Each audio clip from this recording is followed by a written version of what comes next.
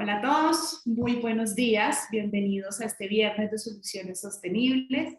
Les saluda Tatiana Carreño, yo soy especialista técnico senior en el Consejo Colombiano de Construcción Sostenible y el día de hoy me acompañan Juliana Zuluaga del proyecto Centro Cívico de los Andes y César Ruiz de CETRI Sustentabilidad. Juliana y César, ¿cómo están? Bienvenidos. Hola Hola Tatiana. Tatiana, hola a Mil todos, gracias. buenos días, un gusto estar aquí con ustedes. Igual. Muchas gracias. Para hablarnos sobre la importancia del proceso integrativo en LEED desde la visión del proyecto del Centro Cívico de los Andes. No nos pudo acompañar hoy María Alexandra Cardona, se disculpa con todos ustedes, y pues yo voy a cubrir la parte que iba pues a hablar también María Alexandra. Entonces, para empezar, bueno, antes de empezar, perdón, quiero pedirles que nos vayan dejando sus preguntas en el chat. Al final vamos a dejar un espacio para poder socializarlas por ahí unos 10 minuticos antes de finalizar. ¿Listo? Entonces, bueno, para ir empezando, este espacio pues hace parte de los distintos espacios que tenemos a través de la alianza que tenemos con el GBCI, cuya finalidad es acelerar la adopción de prácticas sostenibles en la industria de la construcción, mejorando el acceso a recursos educativos, proporcionando conocimientos técnicos, pues en toda la región. Entonces, pues por eso también todos muy invitados siempre a poderse conectar a los diferentes espacios que tenemos dentro de la alianza y también los que tenemos en el Consejo Colombiano. El objetivo pues es mejorar los beneficios ambientales y de salud humana del entorno construido en Colombia, proporcionando a las comunidades los recursos para crear edificios y ciudades sostenibles y resilientes. Bueno, entonces para dar una introducción a este tema del proceso integrativo, nosotros desde el año pasado que lanzamos el caso de negocio de la certificación LEED en Latinoamérica, algo muy interesante que nos llamó la atención de este estudio es una cantidad de proyectos que estaban argumentando tener ahorros incluso antes de empezar la construcción. Cuando empezamos como a indagar mucho más sobre este tema de, bueno, porque hay algunos proyectos que empiezan a hablar de unos ahorros, muchos coinciden en dos cosas. Una, muy importante, es el momento en el que tomaron la decisión de certificarse LEED, y la otra es la implementación del proceso integrativo para todo como ese proceso de toma de decisiones. Entonces, a raíz de ahí, pues vimos que muchos de los proyectos que participaban en este estudio y muchos de los actores, ya sea constructores, consultores, etcétera, pues venían implementando una cantidad de muy buenas prácticas para llevar a cabo como este trabajo colaborativo. Y en ese proceso, pues también como con ese interés de poder generar un documento que sirva para todos los actores en como recopilar todas estas mejores prácticas, lanzamos este año la guía de implementación del proceso integrativo en Colombia. La lanzamos en Construya Sostenibles Regiones a principio de este mes. En este documento, en esta guía, pues todos ustedes van a encontrar, y si desean descargarlo, si no la tienen ya, pues pueden escanear este código QR. En esta guía van a encontrar desde ese cambio de pensamiento, como desde el modelo de pensamiento sistémico, pues cuáles son como esas premisas que tenemos que empezar como a implementar para llevar a cabo efectivamente este cambio de pensamiento, cómo integrar efectivamente a los equipos, cómo integrar la innovación, una comunicación asertiva, etcétera. Y también van a ver pues cuáles son esos principios aplicados a la construcción sostenible, y luego dentro de cada etapa del proyecto, desde planeación, diseño, etcétera, pues cuáles son esas distintas actividades. Dentro de esta guía, algo que quisimos plasmar también hacia el final es el caso de estudio del centro cívico. Digamos que este proyecto, pues además, pues logró la certificación, tiene unas muy buenas prácticas en cuanto a todo este proceso de implementación del proceso integrativo y cómo se potencia esto en la sostenibilidad y en los logros pues asociados también a la certificación, y pues mucho más que ya nos van a comentar más adelante, pero qué mejor que directamente desde la misma universidad nos lo puedan compartir. Entonces, Juliana, te doy la palabra, voy a dejar de compartir en este momento. para que tú puedas empezar. Perfecto, muchísimas gracias, Tatiana, por esa antesala. Voy a compartir mi pantalla en este momento. ¿Me podrían confirmar si la están viendo? Creo que sí. Perfecto. Bueno, muy bien, pues muchísimas gracias por la invitación. Yo más que contenta de hablarles sobre este caso en el cual participé como gerente del proyecto y por supuesto que conozco muy bien todos los pormenores del proceso de certificación y todo el proceso integrativo que trabajamos desde la universidad. El centro cívico es un proyecto que desarrolló recientemente la universidad y pues muy generalmente les voy a hablar sobre el contexto del proyecto, cuáles son esos aspectos técnicos destacables desde el punto de vista de la sostenibilidad y el proceso integrativo. Y muy importante también los retos desde la gerencia del proyecto que vivimos con relación, por ejemplo, a la pandemia y demás, que nos cogió en plena construcción del proyecto y que pues por supuesto supuso unos retos importantísimos desde el punto de vista de todo el equipo y en particular pues desde la toma de decisiones de la misma universidad. Entonces, para ponerlos un poco en contexto sobre este proyecto, a mano izquierda pueden ver una vista aérea de todo lo que es el centro histórico y en particular resaltado en amarillo la zona del campus universitario de la Universidad de los Andes. Ahí se puede ver la circunvalar, se puede ver el eje ambiental y toda la zona del centro histórico. Si nos acercamos una gota más, el centro cívico está ubicado en toda la esquina de la calle 19A con carrera primera. Es, digamos que donde quedaba antiguamente la estación de policía de ese sector. Y básicamente lo que hizo la universidad fue adquirir este predio para desarrollar un gran complejo, que es el centro cívico en su totalidad. En este momento únicamente la primera fase es la que está construida, ya las voy a poner en contexto de eso. Pero era básicamente el último pedacito de la gran manzana que tiene la universidad y que le hacía falta por ocupar en esta zona. Entonces, esta es una imagen donde se ve abajo la carrera primera, se ve la calle 19A, el bloque que está a mano izquierda, por acá, es lo que sería el edificio Mario Lacerna, y este es un gran complejo que pretendió desarrollar la universidad básicamente para solventar un tema de salones, pero además para generar un espacio abierto a la ciudad, y ya les voy a hablar un poquito más de qué se trata esto. En esencia, el centro cívico contempla dos fases de desarrollo.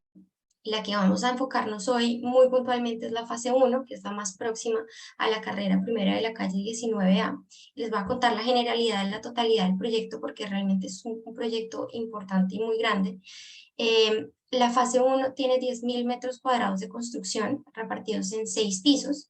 Tiene una capacidad para 1.800 estudiantes repartidos entre 34 salones.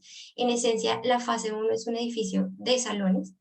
Tiene un área de sala de exposiciones de 500 metros cuadrados, un área de tienda Uniandes también de 250 metros cuadrados y 11 espacios pedagógicos informales, que son estas zonas que no necesariamente son aulas de clase, pero que son espacios desarrollados para que los estudiantes puedan llevar a cabo actividades académicas, bien sea de concentración, de trabajo en grupo. Digamos que son espacios que se han pensado en el desarrollo de la actividad académica y el conocimiento que tiene la universidad sobre estas zonas, y fueron pensados exclusivamente para este proyecto. Son muy importantes y han sido muy bien recibidos por la comunidad hasta ahora. Lo que tiene en general la fase 2, pues son 20.000 metros cuadrados de construcción, también en 6 pisos. Tiene una capacidad de 3.100 personas y 17 salones. Tiene un auditorio flexible de 3.000 metros cuadrados que alberga aproximadamente 700 personas.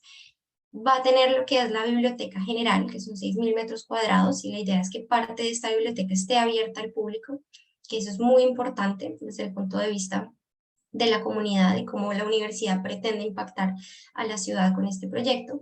Un área de data center de 400 metros cuadrados y la Facultad de Derecho de 1.500 metros cuadrados. En este momento está desarrollada únicamente ejecutada en su totalidad la fase 1 del proyecto, ya está en operación, y les quiero hablar un poco de cuáles fueron los principios de diseño y los principios de desarrollo del proyecto. En principio, el centro cívico lo que buscaba y lo que buscaba la universidad con este edificio era no solamente generar metros cuadrados adicionales de construcción y habilitar una serie de espacios académicos, sino también abrir las puertas de la universidad a la ciudad. Y en esto lo que quiero decir es que hay una gran parte del proyecto, hay una serie de plazoletas y hay unos espacios en los que cualquier persona puede transitar libremente y tiene una serie de servicios abiertos, como es, por ejemplo, la sala de exposiciones, que es una zona que está abierta a la ciudad. Eso era un poco lo que pretendía la ciudad, y la idea es que en el momento en el que se ejecute la segunda fase, pues va a haber una zona de plazoleta central de este edificio que también va a estar abierta, y lo que quiere hacer es invitar a la comunidad y en general a cualquier persona que haga parte del entorno inmediato a que haga a que se aproveche los servicios que va a tener la universidad. Obviamente alineado con los principios de sostenibilidad del campus y la proyección que tiene la universidad hacia el campus. La principal intención del edificio es que fuera sostenible ambientalmente desde su concepción hasta su diseño, la construcción y por supuesto la operación del edificio. Ahorita más adelante les voy a contar un poquito más de qué se trata esto. Hay un área muy importante de jardines, son 3.000 metros cuadrados, que sí.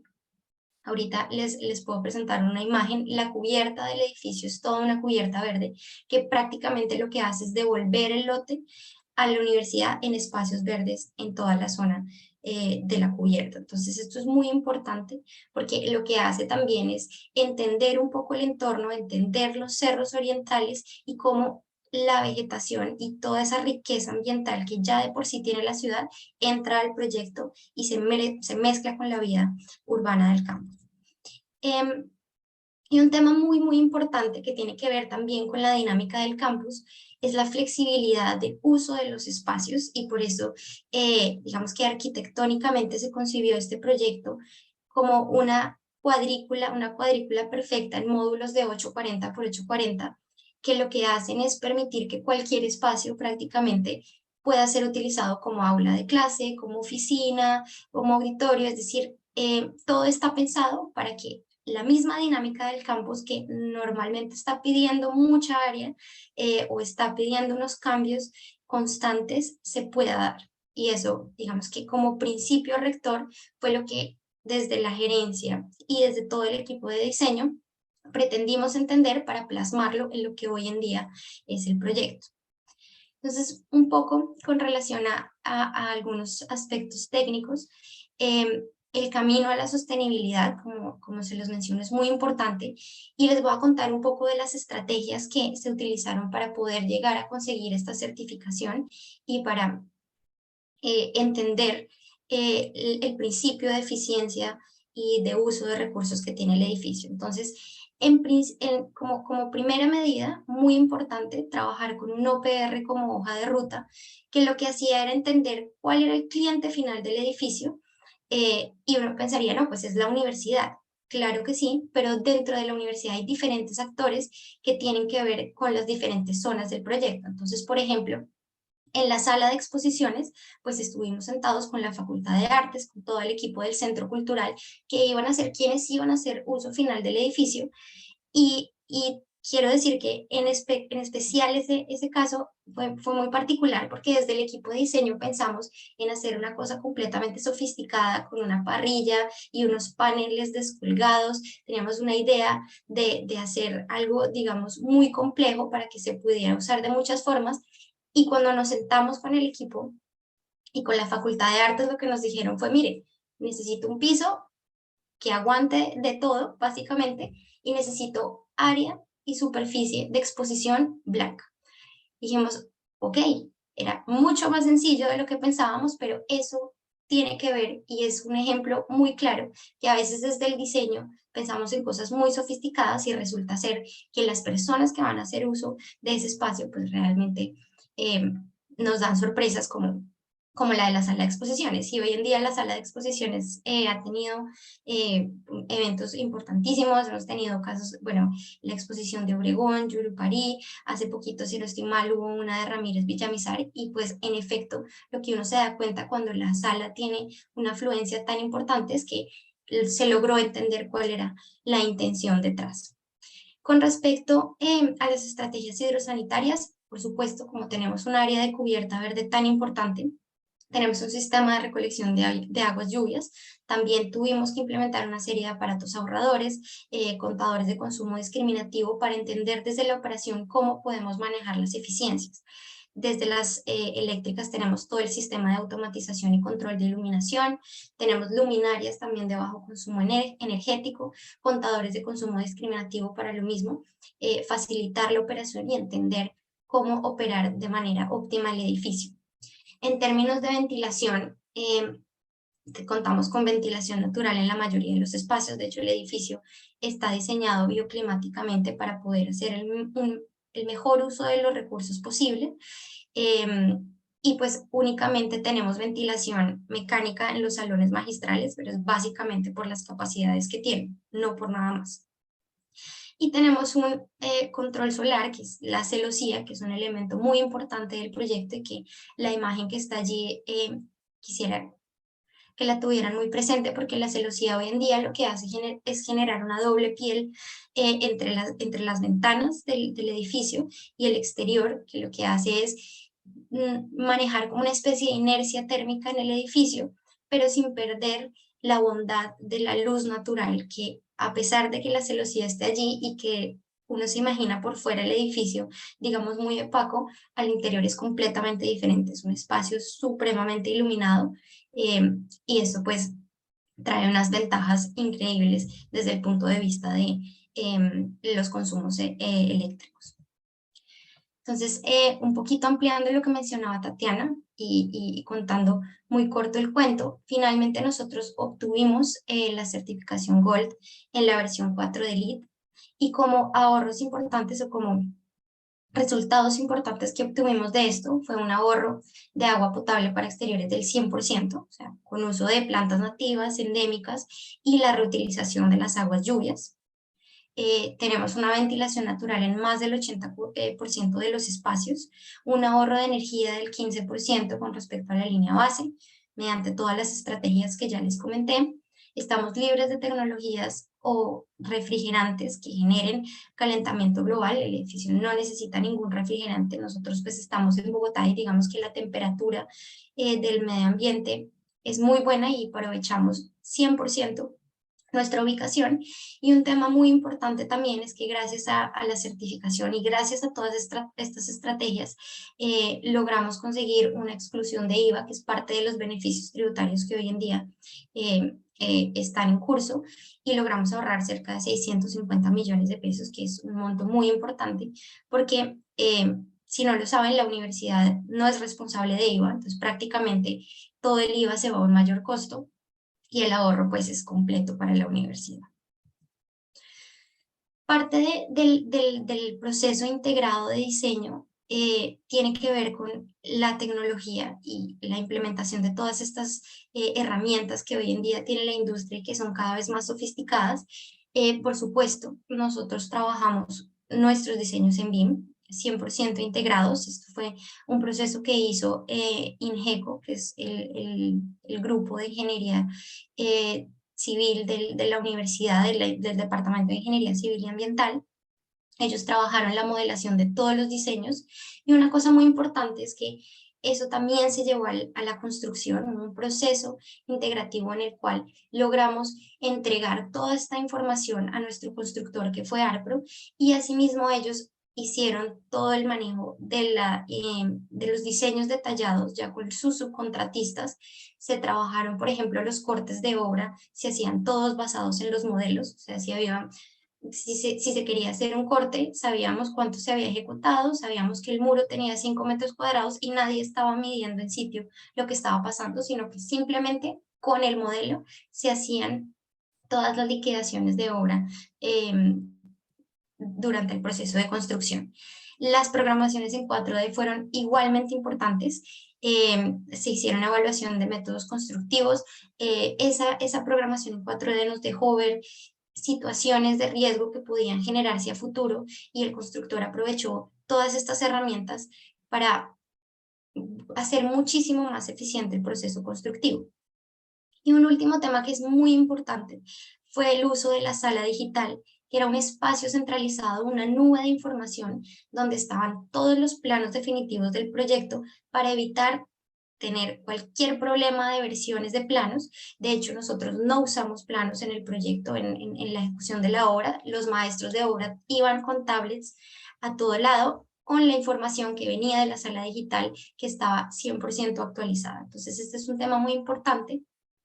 Y aquí simplemente les traje una imagen de uno de los principios que usamos dentro del proyecto y fue una retícula de pases, porque la idea era hacer uso de toda la altura que pudiéramos. Entonces nosotros no quisimos descolgar ninguna tubería por debajo de los niveles de las vigas y por lo tanto generamos una retícula de pases que, si ustedes lo ven, si ustedes levantaran el cielo raso hoy en día de lo que hay en el proyecto, se van a encontrar con una imagen similar a esta, por supuesto mucho más densa, en la que todos los pases tienen una vocación y eso generó un orden impresionante a nivel de diseño para cada una de las disciplinas, porque cada disciplina conocía cuáles eran sus pases y simplemente adaptaba las rutas a este espacio. Y esto yo creo que hoy en día le facilitó, pues si bien es un poco complejo a nivel constructivo manejarlo, a la hora de ejecutar todo el sistema de tuberías, pues tuvo unas bondades muy, muy interesantes.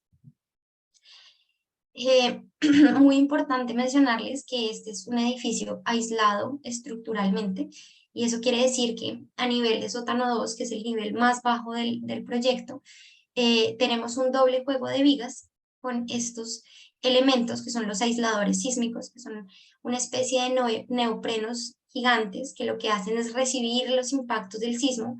Por lo tanto el edificio está, digamos, menos vulnerable a las cargas sísmicas. Y esto se dio principalmente por un principio de continuidad de negocio para la universidad. Entonces, es un tema completamente innovador. Por supuesto que supuso unos retos impresionantes. Si ustedes se fijan en la foto, las tuberías están interrumpidas por una junta flexible, porque naturalmente como es un espacio donde se genera una diferencia en el movimiento ante un sismo, teníamos que contemplarlo y se contemplaron en todas las tuberías del proyecto. Y pues eso, por supuesto, genera una menor vulnerabilidad. Esto tanto para la fase 1 como la fase 2. Las dos están diseñadas para ser aisladas estructuralmente y pues ese es un tema muy, muy importante para el proyecto. Ahora bien, desde el punto de vista de la gerencia, simplemente para comentar temas muy generales, desde el principio nosotros tuvimos una hoja de ruta para poder adelantar toda la toma de decisiones del edificio. Sabíamos cuál era el contexto normativo. Nosotros estamos ubicados en una zona de centro histórico, por lo tanto tenemos unas condiciones patrimoniales que debemos cuidar y en específico el vecino, que es el edificio Pedro Navas, donde queda la rectoría de la universidad, es un edificio bien de interés cultural del ámbito nacional que teníamos que respetar desde el momento cero y que el diseño del proyecto desde el momento cero se ajustó y procuró preservar en su totalidad la condición patrimonial del vecino. Entonces, estos son temas que son muy importantes y que toca tener, por supuesto, presentes a la hora de diseñar, ejecutar y operar un proyecto. Los contextos técnicos en relación con los diseños, con las necesidades de la universidad, por supuesto. Teníamos un contexto administrativo y financiero que tenía que ver con los presupuestos, con la oportunidad de las aperturas. Todo esto, digamos, que genera una serie de parámetros que tenemos que adelantar y sobre los cuales tenemos que operar desde la gerencia para poder tomar decisiones. Y por supuesto, muy, muy importante, y aquí en la universidad pesa muchísimo ese tema, es el contexto operativo, porque la universidad es quien opera sus edificios, es quien conoce y es doliente de lo que va a pasar a futuro. Entonces, casi que desde el momento cero estábamos pensando en cómo iba a operar este edificio y cuáles eran las implicaciones que tenían nuestras decisiones desde el diseño en la vida y el ciclo de vida del proyecto. Y muy rápidamente, a mano derecha, tenemos un mapa muy general de lo que son los actores, y lo puse simplemente para entender que desde la gerencia hay una responsabilidad gigante en poder manejar y canalizar la relación de todos estos actores que intervienen en el proyecto, en particular la universidad, pero la universidad con una gran cantidad de actores internos que también tienen que ver con el desarrollo del proyecto, por supuesto la interventoría, entender el rol del asesor lead. Y aquí quiero hacer mucho énfasis en el asesor lead porque la sostenibilidad para nosotros era un principio desde el momento cero, y en compañía de CETRI, que fue la compañía que adelantó el proceso de asesoría lead, pues digamos que logramos canalizar los esfuerzos del equipo para lograr la certificación. Obviamente desde el diseño entender cuáles eran las necesidades fue muy importante, por supuesto ajustarnos a las autoridades normativas y cómo aplica todo el proceso de reglamentación asociado al desarrollo del proyecto, la comunidad, los vecinos, cómo impacta, cómo tiene que ver el proyecto en el día a día, no solo durante la construcción, sino qué va a pasar a futuro es muy importante, y por supuesto el constructor que hace parte esencial del equipo del proyecto. Muy rápidamente para contarles sobre los temas de el control de cambios y cómo lo llevábamos en el proyecto, era un proceso muy rápido, muy ágil que tuvimos que adelantar, y era evaluar, digamos que en principio, cuál era el impacto en tiempos, que esto es genérico, el impacto en costos, pero sobre todo entender cuál es el órgano de decisión competente. La universidad tiene una serie de órganos de decisión y de atribuciones dependiendo del nivel, y asimismo se van tomando las decisiones. Entonces, si por ejemplo había un cambio que impactaba el presupuesto o la apertura del edificio, naturalmente teníamos que ir a las instancias adecuadas, como el comité directivo, para notificar estas decisiones, y el comité directivo era quien definía si aprobaba o negaba el cambio. Obviamente esto es a nivel macro. A nivel micro pues ya tenemos unos parámetros dentro de los cuales nos podíamos mover y podíamos, digamos, tomar decisiones en el día a día sin que esto impactara el avance del proyecto. Muy rápidamente para contarles, dentro de todo este desarrollo, hubo muchas decisiones importantes, pero en particular traje algunas que tenían que ver principalmente con el impacto de la pandemia en el proyecto. Es que lo primero es que la fecha de apertura del edificio no se pudo dar en enero del 2021, tuvimos que pasarla a agosto, y en la academia, así como en retail, esto es como que si en retail uno se pasó de la Navidad, pues perdió el año. Aquí nos pasa obviamente con la apertura de los edificios en cada inicio de semestre. Entonces, por tanto, no es factible atrasarse un mes, 2 meses, porque si uno no llega a la apertura al inicio de semestre, pues simplemente ese semestre no hubo proyecto. Entonces, nos tuvimos que ajustar para generar una apertura en agosto de 2021, que esa la logramos hacer, y funcionó bastante bien. Tuvimos, por supuesto, también modificaciones de alcance, porque el impacto de la pandemia tuvo stand-by, obviamente costos que se mantuvieran en el tiempo y que la alargue genera pues una implicación importante dentro del presupuesto. Entonces, por ejemplo, tuvimos que adelantar una revisión a las especificaciones del proyecto, tuvimos un cambio en la especificación de los pisos, cambiamos algunas tecnologías, por ejemplo, de los dampers en las ventanas para la ventilación natural. Pasamos de hacerlos electrónicos a hacerlos manuales. Esto también tuvo unas reducciones en presupuesto. En la cubierta tuvimos también que hacer una revisión, por ejemplo, a los caminos, que increíblemente costaban una barbaridad, y simplemente haciendo unas optimizaciones en caliente en el proceso de obra logramos generar unas reducciones sustanciales para lograr cumplir con el presupuesto, y eso solo lo logramos a través pues del manejo del control de cambios. Y una muy importante que quería traerles es que en el curso de la ejecución del proyecto nosotros inicialmente habíamos contemplado la certificación LEED en plata, pero cuando nos dimos cuenta que estábamos muy cerca de oro, iniciamos una búsqueda, y todo el equipo, desde la construcción, desde el diseño hasta la operación del edificio, es decir, la misma universidad, todos nos encaminamos a lograr obtener la certificación oro, que fue lo que finalmente logramos. y que fue un hito pues muy importante en la universidad, porque pues era algo que no esperábamos, pero en el momento en el que vimos la oportunidad, logramos tomar la decisión y todo el equipo de proyecto se puso y se alineó para lograr obtener esta certificación. Entonces, pues esto es muy brevemente lo que quería contarles. Ahora, si quieres, César, puedes avanzar con la presentación y si tienen alguna duda, me imagino que tendremos un espacio para preguntas más adelante. Mil gracias. Así es, muchas gracias, Juliana. Creo que desde el proceso integrativo siempre es muy importante entender cuál es esa visión que tiene el proyecto, cuál es ese uso final o esa satisfacción también que se necesita cumplir con todas estas ideas, con todo este diseño y además entender como esos retos que ustedes tenían en ese contexto a nivel también de ese entorno histórico, lo que mencionabas de poderle devolver en área con las cubiertas verdes y también lo que mencionaste de este rol fundamental que tomó en este caso CETRI. Entonces, César, adelante, tienes la palabra. Muchas gracias. ¿Están viendo mi pantalla? Así es. Bueno, muchas gracias.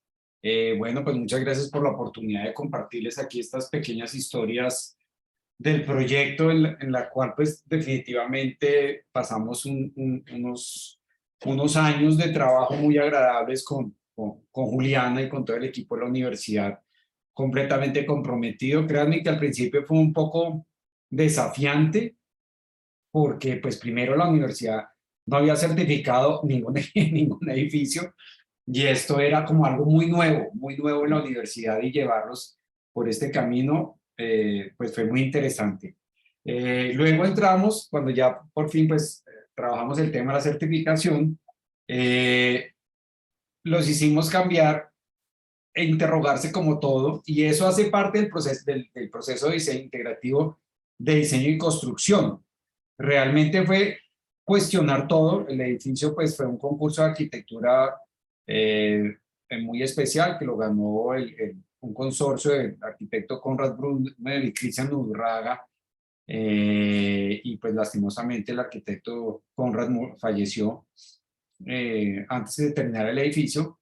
Pero digamos fue muy interesante trabajar con ellos, un trabajo arquitectónico impecable, muy bonito, con el desafío que les contaba Juliana del proyecto, con un desafío estructural de montarlos sobre estas especies de patines, que es el único edificio en Colombia, creo que tiene esta estructura, que tiene unas ventajas muy grandes, y es que hace que la estructura sea mucho más liviana, al no tener que ser todo el edificio el que tiene que tener, recibir la carga de un impacto sísmico, sino que lo que se mueve es la cimentación, la base, y el edificio se va a mover más poquito porque está parado en estos patines. Entonces estos patines absorben gran parte del movimiento, permitiendo tener un desarrollo estructural pues diferenciado, un poco más leve, de esos grandes voladizos que vemos aquí en la entrada de la universidad, que son pues realmente muy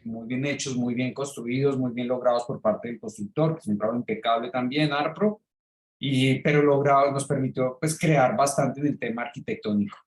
El otro punto importante es, entonces como les decía, llegamos al proyecto, empezamos a trabajar muy fuerte con la universidad, empezamos a trabajar con las distintas entidades, el equipo de operaciones de la Universidad Néstor, también entendiendo mucho qué necesitaba, y esto hace parte del proceso integrativo. Entonces, lo que les comentaba Juliana, el OPR, realmente quisimos invitar a todas las partes, hasta inclusive algunas charlas con la comunidad, porque este edificio tiene ese desafío y quiere invitar a que la comunidad adopte la universidad como suya, la cuida, la proteja, la pueda utilizar. Gran parte del edificio en el interior es abierto, no tiene bloqueos, cancelas para entrar. La sala de arte es pública. Inclusive en la pandemia, cuando pues no iban estudiantes, la universidad dirigió todas sus antenas Wi-Fi hacia la comunidad del barrio para que ellos pudieran tener internet y facilitarle el estudio, y a todos los muchachos que estaban pues estudiando en virtual, y de ofrecerles, pues, compartirles toda su red de internet para que la pudieran usar. Y ese es un poco el concepto, y es integrar que la comunidad adopte la universidad, es un poco lo que se está buscando, y cada vez abrir más y más sus espacios, inclusive que se puedan desarrollar. Entonces, al incluir en el proceso integrado a todas las partes, nosotros lo primero era entender el propósito del proyecto. Pues teníamos que entender para qué, para quién, cuál era el objetivo, entender que son espacios muy versátiles, espacios que son de usos. Había un requerimiento importante de aulas de clase, pero había un requerimiento súper importante de espacios multipropósito, de espacios donde los estudiantes van, viven, almuerzan, duermen, descansan, conversan, estudian, porque un poco el concepto es que la universidad se vuelva la segunda casa del estudiante y él pase ahí todo su día. Con los problemas de transporte en Bogotá, pues no queremos tener tantos desplazamientos, se va y vuelve, sino que puedan estar en la universidad todo el día haciendo todas sus actividades y entonces así esos espacios tienen que ser pues muy útiles y multiusos. Ese es, digamos, el nuevo concepto de las universidades. Había que entender cómo el proyecto se relaciona con los sistemas primarios y mucho lo que les presentaba Juliana, estas cubiertas verdes, cómo el proyecto se integra con el paisaje, con el entorno. El proyecto, los que han visitado la universidad, tiene, digamos que es una continuación de toda la plazoleta principal del Bobo, la plaza de ingeniería, y sigue en un mismo nivel con grandes espacios verdes, conectando de alguna manera, haciendo una conexión verde con los cerros orientales. Y después, digamos, todo eso tenía que ser considerado, entendiendo su relación con el hábitat, con el espacio, con el consumo del agua, el consumo de energía, los materiales muy integrados a la comunidad, entender el proyecto y su relación con los sistemas mayores y menores, todo lo que necesitaba de recursos. Primero, dimensionar las necesidades, dimensionar lo que el espacio o el entorno tiene para ofrecer y adaptarlo para hacer un proyecto muy integrado. Y entender esta relación de todos los sistemas entre sí para que también los equipos de diseño del proyecto pudieran trabajar como un equipo integrado. Entonces, ¿qué se quería? Básicamente hacer un esfuerzo muy grande en la planeación, que es digamos, los principios del proceso integrado, para tener todas las discusiones durante el proceso y mentes muy abiertas, y tener un equipo interdisciplinario que pensara el proyecto para su fin desde su concepción y que lograra el objetivo, que era un espacio...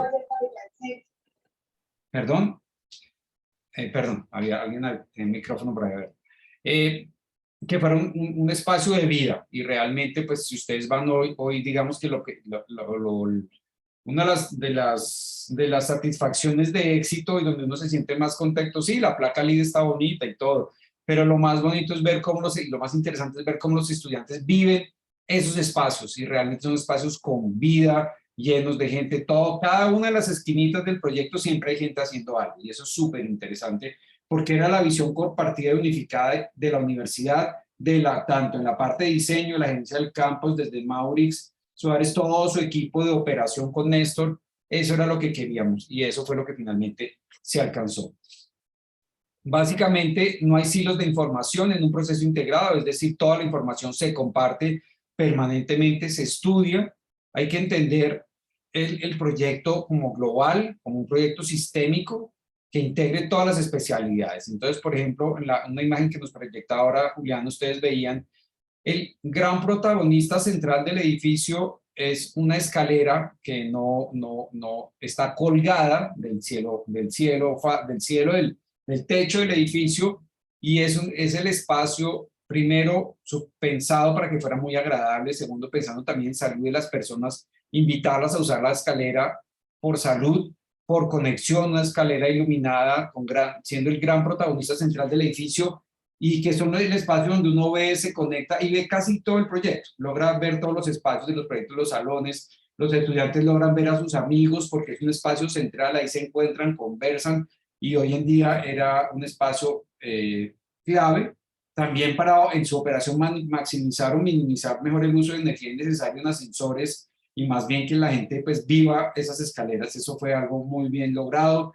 Todo el tema del balance, entonces esa escalera pues tenía que ser ventilada, y estaba la participación de todo el equipo de ventilación, bioclimática, el equipo de iluminación, ¿cierto? Porque también debería tener una muy buena iluminación, maximizando la iluminación natural, teniendo una marquesina en el techo que es transitable, pero que permite entrar una gran cantidad de luz natural para minimizar el consumo, y una iluminación, digamos, muy agradable, que le hiciera cálida y que permitiera que las personas pues, se sientan atraídas incluso en los días oscuros a utilizarla. Entonces, ahí se potencializa esa creatividad como equipo, entender todos los elementos.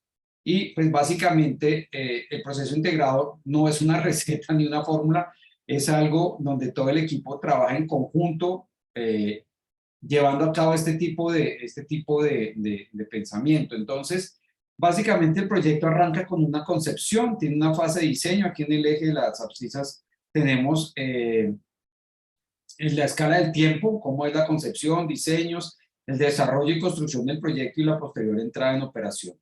En un proyecto tradicional, lo que uno ve normalmente es que los esfuerzos se dan mucho más hacia el final, cuando el proyecto ya se está construyendo, cuando se empiezan a tener problemas en la obra o discusiones de obra, y ahí se centran los esfuerzos, y es cuando los cambios cada vez son mucho más costosos y digamos, es más difícil impactar al proyecto en campos. En un proyecto, en un ciclo de vida, un proyecto integrado, lo que se quiere prácticamente es intentar que esos cambios se hagan y todo el esfuerzo esté en la concepción y en el equipo de diseño. Ahí hay que dar todas las batallas, todas las discusiones, y es ahí donde realmente se centran todas las discusiones. ¿Con qué fin? Con el fin de poder anticipar todas las decisiones. Aquí de nuevo este esquemita, para el que no lo ha visto, en el eje de las abscisas tenemos una escala de tiempo, en las ordenadas o en el eje Y es una escala dimensional para cada uno de los temas representados,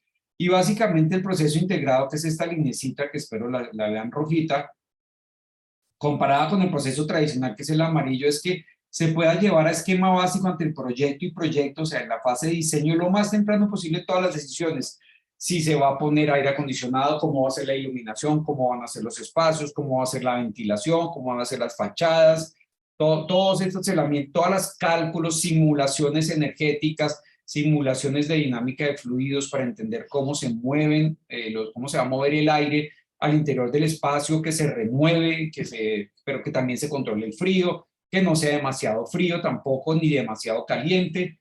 Todas estas discusiones y que van integrando a los diferentes especialistas coordinadas, y el éxito del proceso es tener una gerencia de proyecto que esté comprometida con eso, y pues eso fue lo más importante, el logro. La universidad estaba comprometida con la idea, nos compraron la idea y llevamos a cabo todos estos comités y todas estas discusiones para anticipar la mayor parte de las decisiones. No fue perfecto, algo pasó en la construcción también, como siempre pasa, pero la mayoría de las decisiones se tomaron acá, todas obviamente cimentadas y documentadas con un análisis no de costo, no de CAPEX, sino un análisis de ciclo de vida, o sea, que integraba el costo del capital, el costo de la operación, pero entendiéndolo como un análisis y cuál va a ser su costo en el ciclo de vida de un edificio proyectado para 50 años y pues económicamente modelado a 30 o a 20 años, según los especialistas económicos, pero básicamente en ese ciclo de vida debíamos entender todas esas inversiones y justificarlas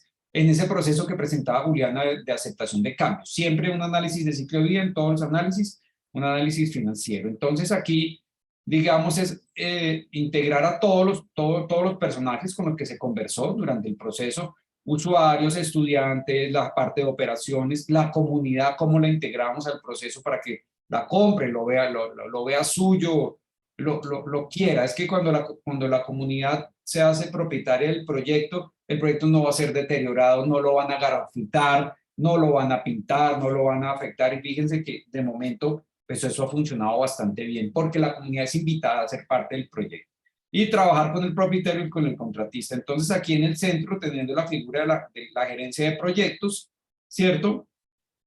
Integramos todos estos espacios, todos conversan, digamos, y todas las ideas son bienvenidas, las sinergias entre todos los equipos, pensando en todos los elementos principales del proyecto para generar un proyecto que fuera realmente sostenible.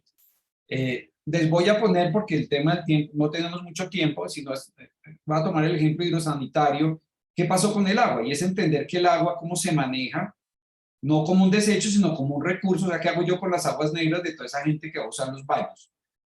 No, el agua es un recurso, cómo entienda, cómo afecta a la cuenca, cómo podemos reducir ese impacto en la cuenca hídrica y cómo podemos ayudar a restablecer el agua como un recurso, reinyectando pues las aguas obviamente que salen, porque que salen, el proyecto está, pues tiene una parte de sótanos, ¿cierto? Y cómo utilizarlo y maximizar el uso del agua como un recurso y asimismo aprovecharlo. Entonces, básicamente la idea es trabajar en un esquema de un balance hídrico y no empezar a tomar decisiones y especificar aparatos. No se trata de eso, se trata de entender cuántas entradas tengo, cuáles son los promedios de lluvia, cómo aprovechar el agua, trabajar con el diseñador paisajista para que especifique unas especies. El proyecto tenía pensado una cubierta verde muy interesante que nos sirva de colchón para absorber la lluvia, para filtrar esa agua y poderla reutilizar después en un tanque de captación que también le permite a la ciudad no darle todas, y más en esos eventos de lluvia que hemos visto, ayudarle un poco al sistema de alcantarillado y drenaje de la ciudad que no recibe todo ese impacto de esas cubiertas, que vaya directo a todo el sistema de agua pluvial. No, entonces tener un tanque de captación que le sirva de pulmón, que nos permita reutilizarlo, entender las aguas de captura, entender los requerimientos de usos, de sanitarios, de riego, para poder llegar a un balance hídrico muy bien trabajado que nos permitiera tener un desvío, un ahorro total de agua cerca del 66%, utilizar toda el agua lluvia en aparatos sanitarios, hacer todos los cálculos y todas las estimaciones y también generar especies y un riego total de estas cubiertas en las estaciones más secas del 100%. Aquí está equivocado este valor porque este creo que fue un balance hídrico de trabajo. Entonces, entender que esa agua, cómo la aprovechamos, ¿cierto? El agua lluvia, cómo se utiliza, se capta en tanques que se puedan poder volver a utilizar en lavado de pisos, en riego, en sanitarios, en las cubiertas, tener esa retención de agua en sitio, reducir las escorrentías generadas en el proyecto y evitar a lo máximo pues extracción de agua de acuíferos y cuerpos superficiales, evitando problemas de erosión, sedimentación, inundaciones que hemos visto pues recientemente en los noticieros y pues vemos que son pues, bastante dramáticas. Entonces el proyecto tenía ese compromiso también de aporte de ciudad. Obviamente cuando se logra hacer la fase 2, pues va a ser todavía mucho más impactante.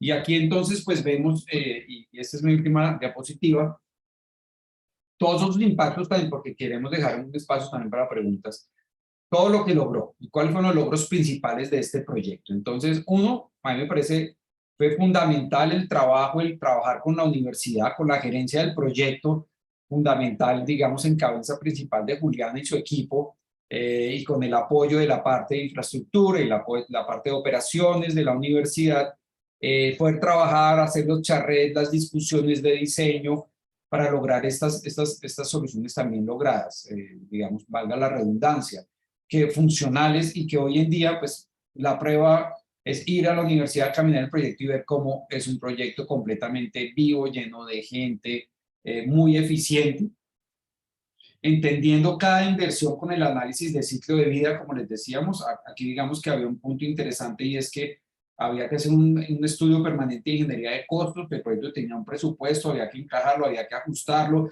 Luego vino la pandemia, nos agarró el proyecto.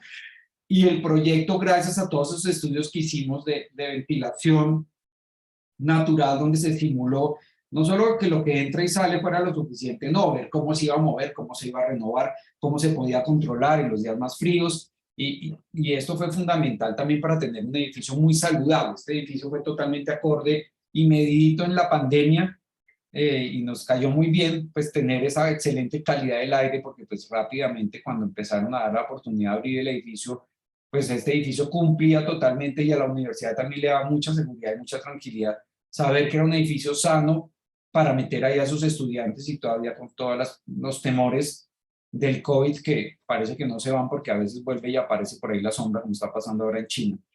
Otro tema fundamental y de éxito fue el cambio de versión. Este proyecto, digamos que tuvimos una discusión con la firma de arquitectura al principio y después con la universidad, donde les dijimos, venga, sí, el proyecto está escrito en la versión 3 pues en teoría pareciese que fuese más fácil la versión 3 y era un poco pues menos exigente en algunos temas, pero insistimos en que era un edificio icónico de la universidad, teníamos que trabajar en la versión más reciente y la versión más reciente también nos tenía unos desafíos interesantes en algunos créditos para instalaciones educativas, innovaciones y digamos que esto fue muy bien recibido, digamos esta propuesta difícil. Oiga, venga, vamos por el camino más difícil, pues claro que lo logramos con el proceso integrativo. Digamos que esto fue uno de los principales logros de la universidad. Se arrancó, como les decía Juliana, arrancamos con un objetivo plata y logramos un nivel oro en la certificación y en una versión más nueva.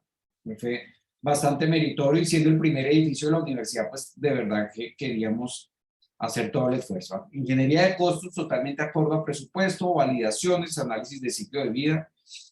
Esa fachada tan bonita del edificio, que es esta celosía de control solar que permite la entrada de luz, protege contra el encandelillamiento, ¿cierto? No dejando que este sol de la tarde entre directo hacia las aulas de clases, hacia las personas, y también tiene este espacio de doble piel que permite que también el edificio no, si bien el edificio es muy viridial con mucha luz natural y los salones no se recalentaran, no existiera la necesidad de instalar equipos adicionales o grandes entradas de aire que bioclimáticamente se refrigerara, pero que la gente se congelara por todo ese movimiento de aire. Todo fue muy medido, simulado y acorde, y esta doble piel, digamos, esta fachada tipo celosía, nos permitía también esa doble piel de protección solar, tener esa circulación de aire y ese aislamiento natural térmico para todo y proteger el edificio, que además de todo de participar en el ahorro energético, en el tema tanto de luz como de energía, como de aire, como tanto en el capítulo de calidad de aire, todas las especificaciones, en el tema del uso de los materiales también, que se usaron en el proyecto, pues tuvo el beneficio del gobierno, también fue un desafío porque fue uno de los primeros proyectos que tuvo beneficios tributarios de exclusión de IVA en gran parte de todos los equipos técnicos deficientes, como es la iluminación, las bombas, motores, y en todo el tema de las fachadas, gracias a la precertificación LEED del proyecto y posterior certificación, todas estas fachadas se pudieron hacer sin IVA, entonces se tuvo un ahorro de casi 700 millones en el proyecto, lo cual pues fue muy bienvenido. Los asesores de sostenibilidad no vinimos a hacerlos gastar plata, sino ahorrar plata, eso fue bastante interesante y a lograr pues unos sitios muy interesantes. En energía, pues un ahorro casi del 16% contra una línea base exigente, ASHRAE, que pasamos de la 2007, que era la versión 3, a la versión 4, la 2010 mucho más exigente, y con todo y eso logramos unos ahorros energéticos bastante interesantes, y pues en la obra también un trabajo, un control muy interesante desde la gerencia del proyecto, apoyando fuertemente con el compromiso del constructor, un plan de manejo de residuos de calidad del aire durante la construcción, donde el 99% de los residuos aprovechables fueron desviados del envío de relleno sanitario y reutilizados en otras actividades de reuso. Entonces, digamos, estos fueron como los temas más importantes y quisiera entonces dejar el espacio para preguntas y respuestas. Ahorita, Tatiana, no sé qué tenemos por ahí. Y con esta imagen del edificio, que es mi imagen, una de mis imágenes favoritas, donde se ve pues como toda la panorámica del edificio. Muchas gracias. César, muchas gracias también por tu intervención, Juliana. Hemos recibido muchas felicitaciones en el chat.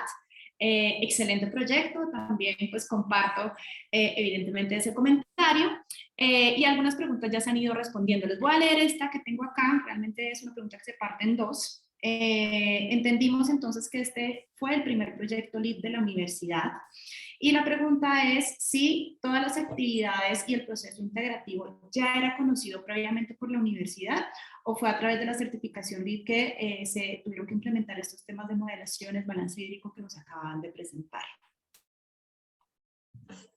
Dale, César. Levanté la mano. Sí, no, o sea, obviamente la universidad ya pues tenía, y muchos de sus especialistas conocían del proceso integrado, y el proceso integrado sostenible, pues realmente fue algo que se presentó incluso como crédito, fue un crédito que tuvimos como un premio pues durante el proceso. Pero claro, la universidad conocía de los procesos integrados, digamos que la universidad sí tiene como esa cultura de trabajo, pero digamos no de esta manera como tan estructurada, que vino acompañada de todo el tema de la asesoría en sostenibilidad integral que les pues, tuvimos la gran oportunidad, y más como exalumno, pues para uno es muy gratificante trabajar en su campus, y fue como ese trabajo integrado y, como les digo, en manos, o mejor dicho, en espaldas de Juliana y todo su equipo, quien digamos compró el proceso y nos apoyó mucho en que se llevara a cabo pues todos estos equipos, todas las herramientas de apoyo, como preguntan Tatiana, el balance hídrico, las modelaciones energéticas, las modelaciones dinámicas de fluidos, para entender todo el movimiento del aire dentro de este proceso integrado. Ay, yo quisiera agregar un pedacito, y es que dentro de la universidad hay un comité de sostenibilidad que de hecho lidera Manuel Rodríguez, que pues por supuesto es toda una autoridad en la materia. Sin embargo, como menciona César, a nivel específico de construcción de proyectos nuevos, no había, digamos, tanto dominio, y fue parte esencial el aplicarlo en este proyecto en la primera vez que se hizo. Creo que realmente desde todo el ciclo de vida del proyecto fue el centro cívico el edificio pionero que implementó toda la estrategia de diseño integrado. Perfecto. Y la segunda parte de esta pregunta es si veremos más proyectos LEED de la universidad.